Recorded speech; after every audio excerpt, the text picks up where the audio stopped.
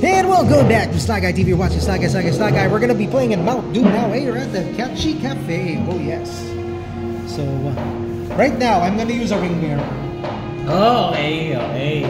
And I'm gonna replace one of my units. May mage na rin ako. Mage. Okay. Now there's an ability ng Giant na hindi ko na-mention kanina. Ano yun? The Giant has the ability known as the toss ability. So, when he moves forward, I can take items, I can toss them at the enemy to deal damage. D6 yung damage niya. I can take my own units, I can toss them at your units to damage them. I can take your units, toss them at each other para mamatay sila. Kaya niyang matos to? Hindi. Sobrang laki. Mga maliliit na units lang at saka maliliit na obstacles ang kaya. So, pwede niya itos to? Yun nga pero madadamage siya. Which is why meron akong mage. Because if you remember, one of the spells is called Protect. I can cast Protect on him. Pag successful yung Protect ko sa kanya, pwede ko na siyang itos. All the way there. And then, Ring Bearer Victory na siya. So, kung maswerte ako sa roll ko, I can do that, pero kung malasin uli ako sa roll ko, like kanina, wala, I can't do that. I'm at a disadvantage because may ring bearer ako. All you have to do is just keep hitting me with yung breath mo. Kung if you get a score of 6, patay ito. Talo na. Okay. Sige, so I go first because I lost. So, I cast Protect on my Hobbit. Kailangan mas mataas yung first roll. Ay, malas. Parang puro tuna lang yung naano ko. Wala. So, that's it. I can't use it anymore. Your turn. Pero if it succeeded, protected na siya. Mag-ahala Superman na siya. Yeah. Papunta dyan kay ano. Freeze. Frozen here. Yung Giant ko na freeze na. So now, my only chance is to get the treasure. 4 turns. Okay. Ay, sakit. 4 turns. Kailangan ko lang ng marker. I'll use this as a marker ng 4 turns. Sige. Pwede ito. Let's use the dice na lang. Sige. Pambuhay yung yung D20. 4. Okay, 4. Now, let's go with this guy. Go forward. So since wala na akong ring bearer victory option, I have to go for the treasure victory. Uy, what's this? A 5. And that is a 2. So I get this guy and I have 5 treasure tokens. Yan na. So 5 na siya. Ano ba? Raise to 10 ba to? Yeah, raise to 10 siya. Okay, your turn.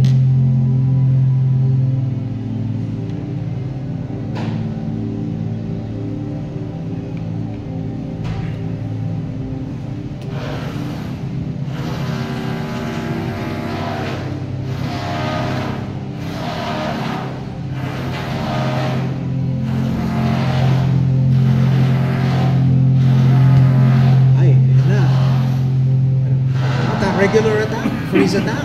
Regular attack. Ayan, D6. It's your regular attack.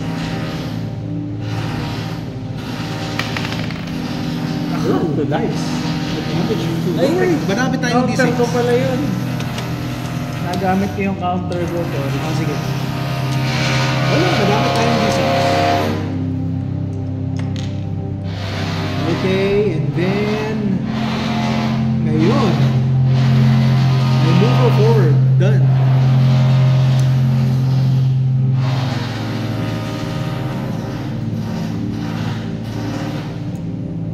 Forward, freeze. Ay, freeze. 3, yun. So 3 can't move. Pwede mo nang anuhin yung mga pressure. So it's yan, 4, 3 na lang. Eto 1 na lang. Eto 3 na lang. Since they're melting na, I move this forward. Banda.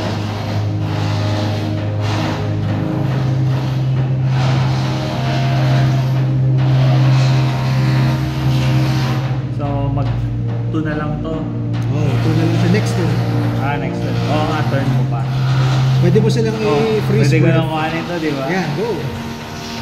Tapos yung kabila, pwede mo na rin kunin. Crap. Sweat ko na. Oh, yeah. 4. Okay, next roll. Yun. 5. Uy, malas. Patay. 5 damage? Hindi ba pang 4 ano? Oo nga, mataas. Yeah, mas mataas yung ano. Dapat yung first roll. So, Oo nga pala. Goodbye. Shoot. Shoot. My turn. Throw. Forward 2 na lang to. Eto, pwede nang gumalaw. Next turn. Eto, 2 na lang to. Okay. Let's bet it all. Ayan na. Ayan natin. Oh! 3. Treasure, di ba? Oh. Okay. And ano ba yun? Next is yung trap. Trap. Dapat less than 3. Less than 3, makakakuha akong treasure, no? Oh. More than 3. Oh! That's ka. Okay! The mimics are here. May ginawa ko isang game, puro mimic eh. Sumusugod ng mga treasure chests. Tapos may mga chests din dito. Tapos nililipat-lipat ko na parang, sino yung mimic dito? Hanapin mo nga. I move forward, I attack Mr. Dragon. So, let's see, hindi, 2 point, di pala na. Sige, so attack, so take 1, down to 9. Commander pala yung Okay. Commander lang yung mga D6 na. Sino na? Ako na? Yup, your turn. Ay, attack. May damage na to, di ba? Oh, may damage na yun. Let's do that. 3. 3, right. That's. Okay. Move your dragon forward. Ay, palapit na siya. One down. Hindi, pwede ko bang hindi siya i-move forward? Pwede. Oh, Okay. Kasi dragon naman siya eh. Ayoko. Lumapit doon. Baka matos. Pag dragon naman, he can't Okay, move forward. Yan, eto na. I use the toss ability. Totos ko to sa dragon mo. Sige nga. So, there we go. It deals damage to him and yung, 1 lang. 1 damage kanino? Sa'yo. And, okay. Eto patay na. Kasi tinos ko siya eh. Para Okay. Ganun ba? Okay. Okay, and I'm done. Gagamitin ko yung breath weapon niya. Oh, go! Breath weapon. Single target or? Hindi, area yung Area. Oh, yun. Sige. May freeze ba yun? Oh, may freeze din yun.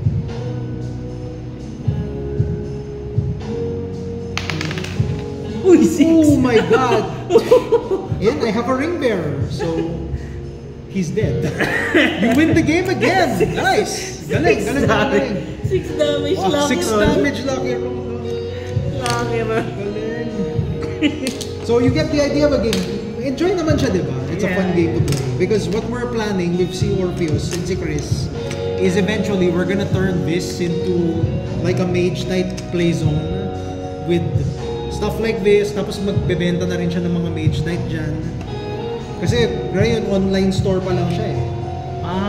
Okay. Oo. Tapos ang ano doon is mage knight kasi sobrang mura ng figs niya online. Yung As in, mga ganito? super mura. Yung mga compared to other hobbies like Magic the Gathering and other hobbies like Warhammer. Warhammer kasi mag-assemble ka pa ng army. You're gonna assemble your army tapos ipipaint mo pa. Ito na? Bawal naman na. Ito pre-painted na. Nangyari lang kasi was si Tops bought WizKids and the CEO of Tops thought na ang gagawin natin